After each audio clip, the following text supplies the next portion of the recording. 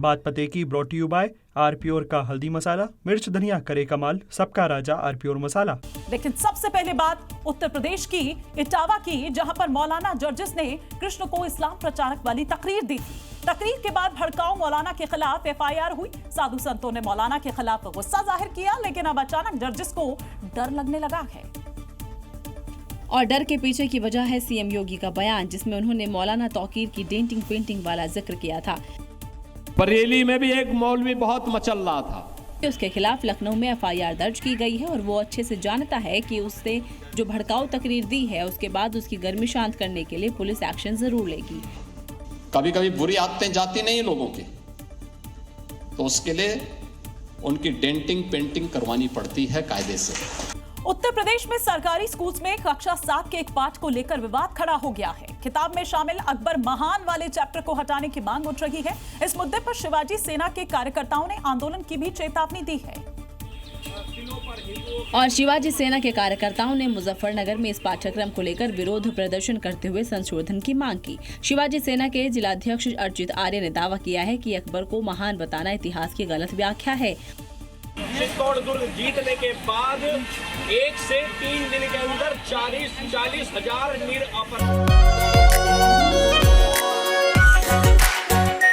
आरप्योर शाही paneer masala, delicious, healthy everyday. हिंदुओं की हत्या इस अकबर के द्वारा करी गई थी। प्रदेश के अंदर, पूरे भारत के अंदर जो सही इतिहास है वह पढ़ाया जाए। और जल्द ही संशोधन नहीं होने पर संगठन ने राज्य भर में प्रदर्शन की चेतावनी भी दी। इससे पहले सीएम योगी खुद अकबर और औरंगजेब की तुलना आक्रांताओं से कर चुके हैं। कि नायक तो महाराणा है, महाराणा अकबर नायक नहीं हो सकता। इसलिए नायक छत्रपति शिवाजी महाराज है, औरंगजेब नहीं हो सकता। सीएम योगी का ये बयान भले ही पुराना हो, लेकिन इसके मायने खास हैं। ऐसे में देखना होगा कि मुजफ्फरनगर में उठे इस विवाद पर सीएम योगी क्या एक्शन लेंगे।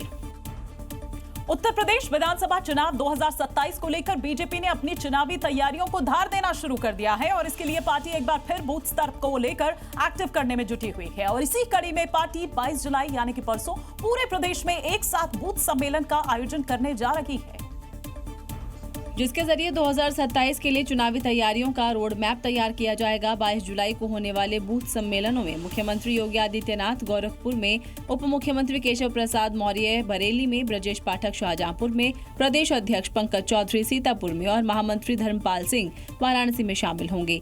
और कई दिग्गज अपने क्षेत्र के सम्मेलन में हिस्सा लेंगे, जहां पर बूथ कार्यकर्ता से संवाद करेंगे। बता दें कि प्रदेश में सभी 403 विधानसभा क्षेत्रों में बूथ सम्मेलन होगा, जिसमें पार्टी असली नकली बूथ अध्यक्षों की पहचान करेगी। मौके पर ही बूथ अध्यक्षों से उनके बूथ की जो स्थिति है उसके बारे में जानकारी ली जाएगी और अगर बूथ अध्यक्ष जानकारी नहीं देगा तब तुरंत ही जिला अध्यक्ष को इसको लेकर नोटिस जारी किया जाएगा। यानी एक बात तय है कि पार्टी एक बार फिर बूथ को मजबूत और सक्रिय कर 2027 में जीत की हैट्रिक लगाने की तैयारी में है। इधर राम मंदिर चढ़ावा चोरी पर एसआईटी ने अपनी जांच रिपोर्ट सुप्रीम कोर्ट में सौंप दी है, लेकिन इस मामले को लेकर सुप्रीम कोर्ट ने तल्ख टिप्पणी की है। कहा कि हम राजनीति नहीं चाहते हैं। अगर एसआईटी जांच नहीं कर रही है तो फिर एक आईपीएस अधिकारी के नेतृत्व में नई एसआईटी का गठन किया जाए। क्योंकि राम मंदिर चढ़ावा चोरी को सुप्रीम कोर्ट में गंभीर अपराध बताया गया है, जिसके बाद सॉलिसिटर जनरल तुषार मेहता से सीजेआई ने यह पूछा कि क्या मौजूदा एसआईटी जांच कर रही है। तुषार मेहता ने कहा कि पुलिस जांच कर रही है। सीजेआई ने पूछा एसआईटी का गठन कैसा है, जांच अधिकारी कौन है, क्या जांच के लिए कोई एसआईटी है। तुषार मेहता ने कहा नहीं। ये सुनकर सुप्रीम कोर्ट ने 3-4 दिनों के लिए सुनवाई को टाल दिया, क्योंकि सुप्रीम कोर्ट उस रिपोर्ट को पढ़ना चाहती है जो सरकार की तरफ से चढ़ावा चोरी पर दी गई है। जबकि चढ़ावा चोरी मामले में गिरफ्तार रामशंकर यादव और भतीजे मनीष यादव से पूछताछ में मिले सुराग के आधार पर एक कार, एक बाइक और कई अहम दस्तावेज बरामद होने की बात सामने आई है। वहीं इससे पहले भी गिरफ्तार 8 आरोपियों के पास से लाखों रुपए, ज्वेलरी समेत प्रॉपर्टी से जुड़े दस्तावेज भी मिल चुके हैं। उत्तर प्रदेश के फिरोजाबाद में योगी के सिंघम ने 24 घंटे के भीतर 2 एनकाउंटर कर दिए। फिरोजाबाद की कमान संभालने के बाद से अनुज चौधरी जिले में अपराधियों का काल बनते हुए नजर आ रहे हैं, जिसका एग्जाम्पल ये 2 तस्वीरें हैं जो एक रात में एनकाउंटर की हैं तो दूसरी सुबह की, और दोनों ही बुलेट ट्रीटमेंट सिंघम की टीम ने अपराधियों को दिए हैं। और अब चोरी की योजना बना रहा तेज सिंह पुलिस के सहारे चल रहा है। सूचना के आधार पर पुलिस ने सरेंडर के लिए कहा तो आरोपियों ने फायरिंग कर दी। जवाबी कार्रवाई में तेज सिंह तो लंगड़ा हो गया, बाकी के साथी गिरफ्तार हो गए। मौके से पुलिस को हथियार और कारतूस मिले हैं। बदमाश तेज का तो धीमा चलने वाला ट्रीटमेंट कर दिया गया। इधर हिस्ट्री शीटर को भी 35 रुपए वाली बुलेट की ताकत बता दी। 25,000 के इनामी पर हत्या, लूट जैसे 18 मामले दर्ज थे।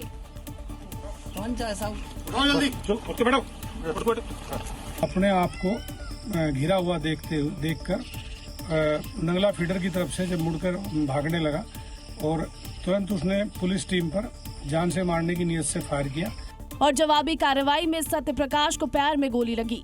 योगी के सिंघम ने मैसेज दिया है कि उनके होते हुए फिरोजाबाद में लॉ एंड ऑर्डर को बिगड़ने नहीं देंगे। उत्तर प्रदेश के अलग अलग जिलों में पुलिस और बदमाशों के बीच कई मुठभेड़ हुई। मुजफ्फरनगर से लेकर बदायूं तो बलिया और फतेहपुर तक कई अपराधियों का 35 रुपए वाली गोली से हिसाब हुआ। मुजफ्फरनगर में तो लंगड़ाते हुए बदमाश माफी मांगता हुआ नजर आया।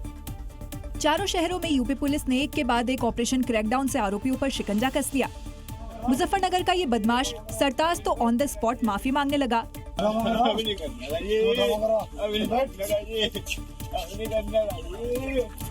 दरअसल नई मंडी पुलिस की 2 चोरों से मुठभेड़ हुई। जवाबी कार्रवाई में गोली लगने से सरताज घायल हो गया। उसका साथी कॉम्बिंग अभियान के दौरान गिरफ्तार कर लिया गया। दोनों के पास से चोरी का बिजली का सामान, तमंचा और कारतूस बरामद किए गए। उधर बदायूं में भी 25,000 रुपए के इनामी आरोपी तस्लीम उर्फ भिखारी को पुलिस ने लंगड़ा कर दिया, जिसमें एक पुलिसकर्मी भी घायल हो गया।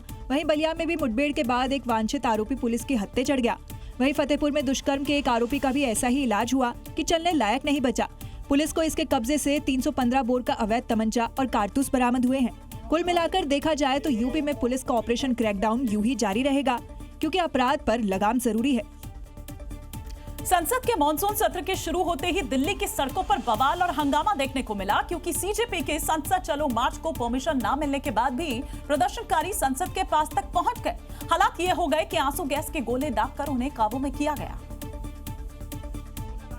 और ये सब हुआ सीजेपी के प्रदर्शनकारियों को लेकर। बैरिकेडिंग तोड़ी गई, पुलिस के साथ झड़प हुई, आंसू गैस के गोले दागे गए और ये शुरू हुआ संसद की कार्यवाही शुरू होने के साथ, क्योंकि बिना परमिशन के बाद भी सीजेपी के समर्थक रेल भवन के पास पहुंच गए थे। जंतर मंतर से संसद भवन की 2 किलोमीटर की दूरी तक सड़कों पर हजारों प्रदर्शनकारी दिखाई दिए और देखते ही देखते पुलिस एक्टिव हो गई। संसद भवन के मेन गेट को बंद कर दिया गया। क्यूआरटी टीम अलर्ट मोड में आ गई, क्योंकि अंदेशा जताया गया कि इस प्रदर्शन की आड़ में असामाजिक तत्व गड़बड़ ना कर दें। भीड़ को रोकने के लिए आंसू गैस के गोले दागकर सीजेपी समर्थकों को खदेड़ने की कोशिश की गई। दावा है कि हंगामे के दौरान पुलिस पर पथराव हुआ, जिसमें कई पुलिसकर्मी घायल हुए। गाड़ी बैठ के खड़े थे, सामने से पत्थर लगा दिए, पत्थर मार दिए। प्रदर्शन के बीच सीजेपी के प्रवक्ताओं ने सरकार से बातचीत की। केंद्रीय मंत्री जेपी नड्डा से प्रवक्ताओं ने मिलकर ज्ञापन सौंपा है। आज से संसद के मॉनसून सत्र की शुरुआत हो चुकी है, जिसकी शुरुआत होने से पहले प्रधानमंत्री मोदी ने 2 दिन पहले भारत के अंतरिक्ष में इतिहास रचने का जिक्र किया और उन युवाओं की बात की जो इस इतिहास के पीछे थे। लेकिन एक युवा वर्ग वो भी है जो दिल्ली में हुड़दंग कर रहा है। और ये 2 तस्वीर भले ही अलग अलग हो, लेकिन इन तस्वीरों में जो दिख रहे लोग हैं वो एक ही उम्र के हैं। एक तरफ वो युवा जिन्होंने देश का दुनिया में मान बढ़ाया, तो दूसरी तरफ वो युवा हैं जिनका इस्तेमाल सियासी रोटियां सेकने के लिए हो रहा है। पीएम ने स्काई रूट की टीम की तारीफ करते हुए उम्र का जिक्र किया और इसी में उन्होंने राहुल गांधी पर भी चुटकी ले ली। पूरी टीम की जो एवरेज एज है वो सिर्फ 28 साल है। ऐसे नौजवानों ने ये काम करके दिखाया। मैं किसी 56 साल के नौजवान की बात नहीं कर रहा हूं। पीएम के इस बयान के पीछे एक मैसेज भी था कि युवा देश का भविष्य हैं, लेकिन कुछ लोग इन युवाओं का सहारा लेकर अपना सियासी वनवास खत्म करने की जुगत में हैं। संसद के मॉनसून सत्र के पहले दिन विपक्ष ने राम मंदिर में चंदा चोरी, नीट पेपर लीक को लेकर सरकार का घेराव किया। विपक्ष का कहना है कि सरकार इन मुद्दों पर चर्चा ही नहीं करना चाहती। मॉनसून सत्र के पहले दिन ही संसद के अंदर और बाहर राम मंदिर चंदा चोरी और पेपर लीक का मुद्दा जोर शोर से गूंजा। चंदा भगवान के नाम पे उन्होंने चंदा जमा किए, करोड़ों रुपए और करोड़ों रुपए की लूट हो रही है। डिस्कस करो, एजुकेशन पॉलिसी में प्रॉब्लम्स हैं, बड़े बड़े इश्यूज हैं, आप डिस्कस करने के लिए राजी नहीं है। जो जनता के विशेष मुद्दे हैं, छात्रों का जो मुद्दा है, आप उस पे आप सदन के अंदर चर्चा करिए। के खिलाफ मैंने नोटिस दी और हम इनसे हिसाब मांगेंगे कि हिसाब दो। उधर बीजेपी ने विपक्ष पर इन मुद्दों पर सियासत करने का आरोप लगाया। अब तो विपक्ष को इस बात को सदन में नहीं चलाना चाहिए जो कि जिसकी जांच विचाराधीन है। नीट की परीक्षा को लेकर सरकार ने उचित कदम उठाए। कुछ लोग जो बीच के होते हैं वो ऐसी गड़बड़ करते हैं जिससे कि छात्रों को और सरकार को इस बात का सामना करना पड़ता है। संसद के सत्र के पहले दिन गृह मंत्री अमित शाह राज्यसभा में राष्ट्रगीत वंदे मातरम पर बिल पेश करने वाले थे, लेकिन हंगामे के चलते सदन की कार्यवाही कल तक के लिए स्थगित कर दी गई। अब इस बिल को कल पेश किया जा सकता है। वहीं इस बिल को लेकर सियासत भी गर्म है। इस बिल के तहत वंदे मातरम को राष्ट्रगान के समान कानूनी संरक्षण मिलेगा। यानी अगर वंदे मातरम का अनादर या अपमान किया तो ये एक गंभीर अपराध होगा। इस अपराध के लिए दोषी पाए जाने पर 3 साल तक की सजा का प्रावधान है। ऐसे मामले में पुलिस सीधे एफआईआर दर्ज कार्रवाई कर सकेगी। वहीं बिल पेश होने से पहले इस पर सियासत भी अब तेज हो चुकी है। लेकिन नेहरू जी का जो राजनीति था वो वंदे मातरम विरोधी राजनीति था। कौन करेगा इंसान भाई देश में? कौन करेगा? कोई नहीं करता है। आप ये ला रहे हो, इसके अंदर सारे जहां से अच्छा हिंदुस्तान हमारा भी रख देते हैं। मन के अंदर मातृभूमि के प्रति, देश के प्रति सम्मान की भावना जागती है और श्रद्धा की भावना जागती है और सबको इसको गाना चाहिए। नेशनल सॉन्ग बचाने के नाम पे मैं ये कह सकता हूँ इनकी जो सोच है बहुत संकीर्ण सोच है। इस पे ये बिल ऐसे समय में लाया जा रहा है जब देश भर में वंदे मातरम की 150वीं वर्षगांठ समारोह हो रहे हैं। मध्य प्रदेश के उज्जैन में रंगदारी मांगने वाले रंगदारों को पुलिस ने सबक सिखाया है। आरोपियों का कान पकड़वाकर लाठियां बरसाई। पुलिस ने आरोपियों को उसी इलाके में जुलूस निकाल दिया जहां पर वो रंगदारी की मांग किया करते थे। और ये उन्हीं की तस्वीरें हैं। आरोपी कान पकड़े हुए हैं, उठक बैठक लगा रहे हैं और अपने गुनाहों के लिए माफी मांग रहे हैं।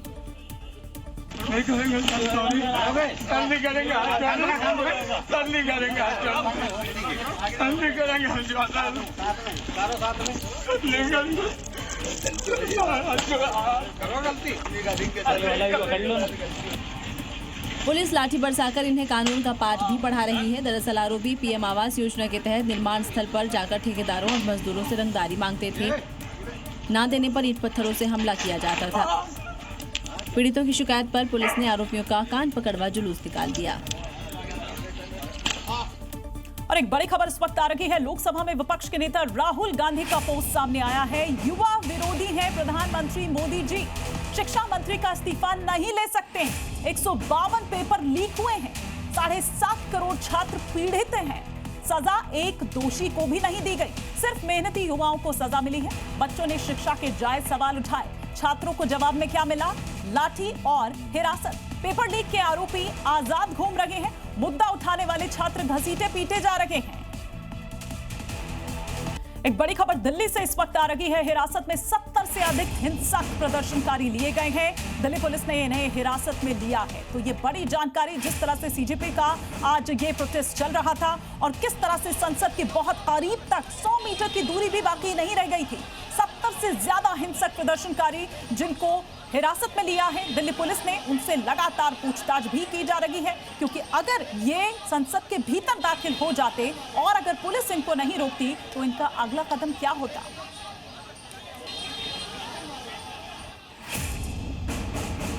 तो दिल्ली प्रदर्शन जिसकी जांच का दायरा भी साथ साथ अब बढ़ गया है। कुछ पाकिस्तानी हैंडल के रोल की जांच भी की जा रही है। जंतर मंतर को लेकर जो अफवाह फैला रहे हैं, अफवाहों में पाकिस्तानी हैंडल्स की भूमिका भी सामने आई है।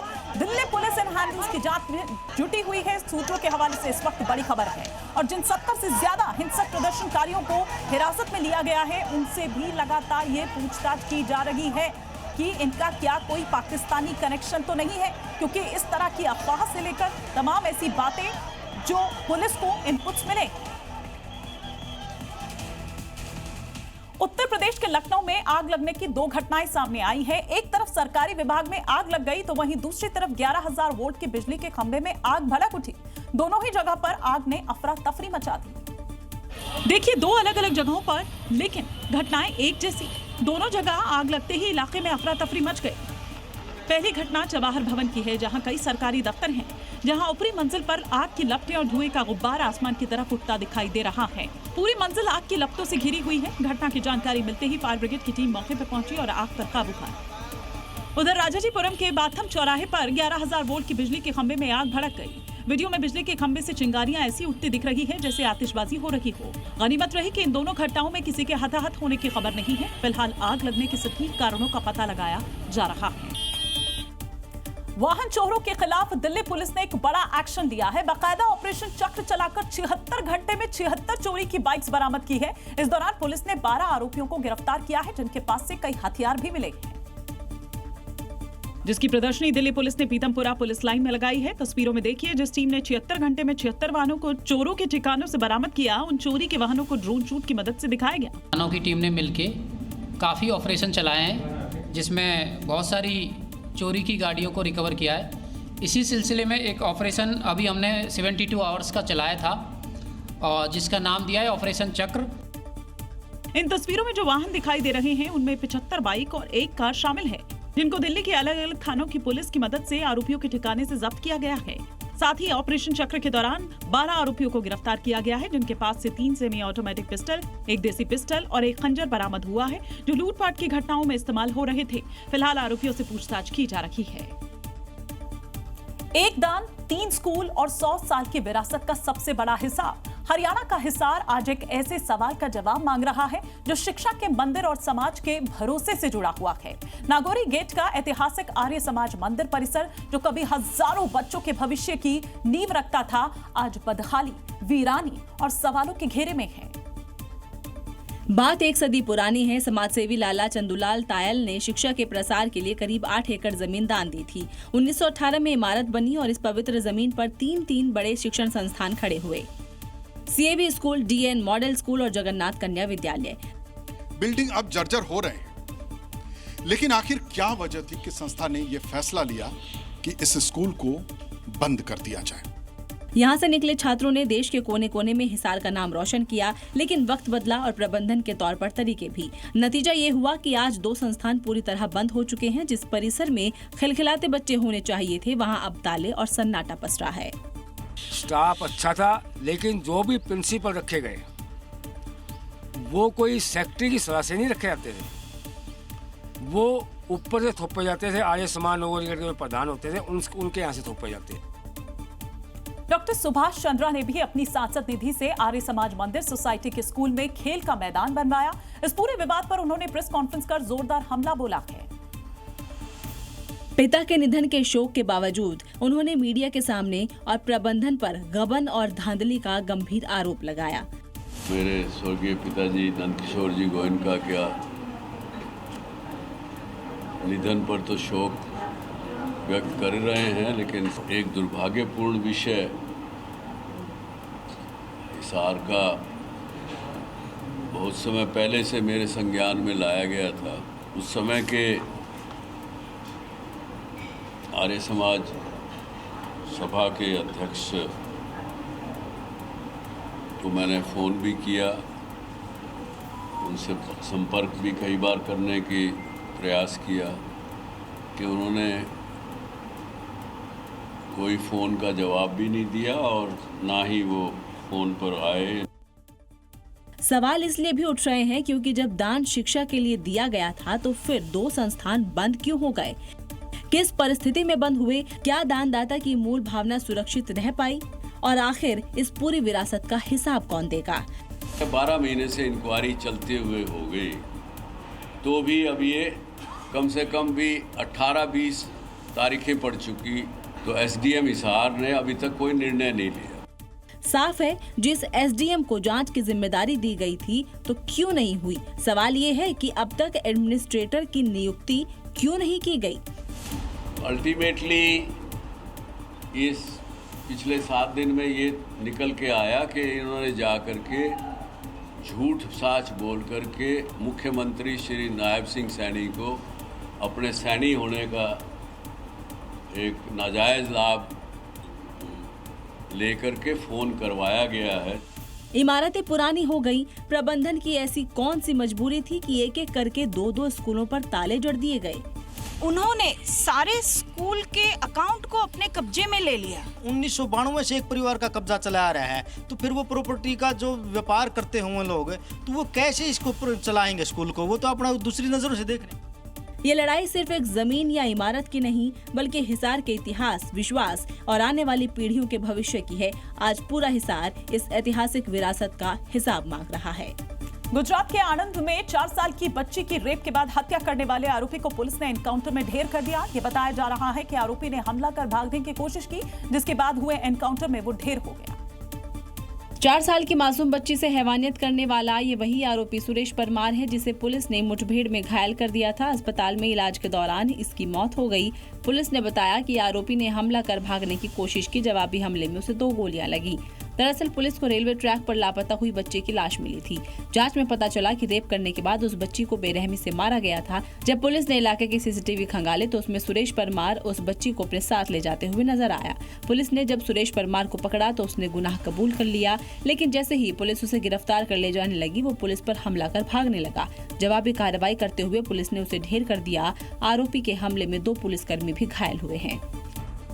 राजस्थान के बूंदी में उधार में सिगरेट देने से मना करने पर चाकूबाजी के आरोपी पर बुलडोजर कार्रवाई हुई। प्रशासन ने कड़ा एक्शन लेते हुए आरोपी विशाल मेघवाल के अवैध घर पर बुलडोजर चला दिया।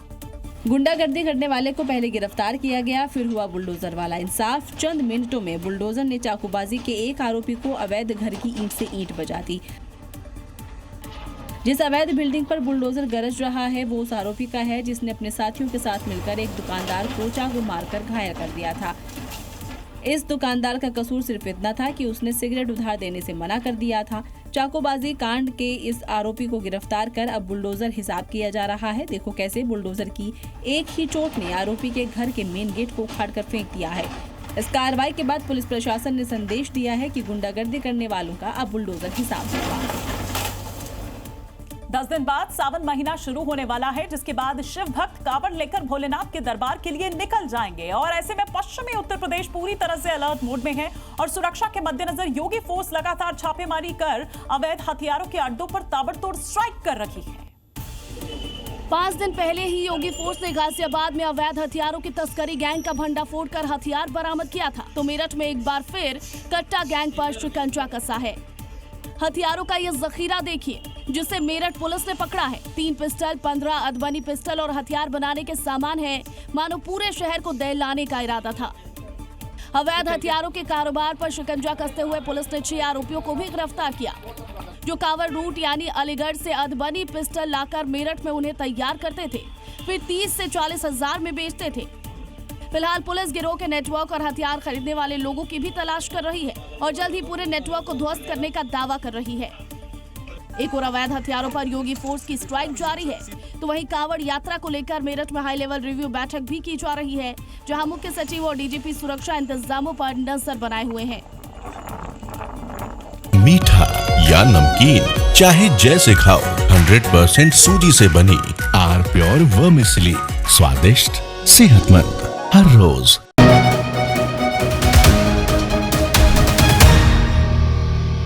बात पते की brought you by R Pure का हल्दी मसाला, मिर्च धनिया करे कमाल, सबका राजा आर प्योर मसाला।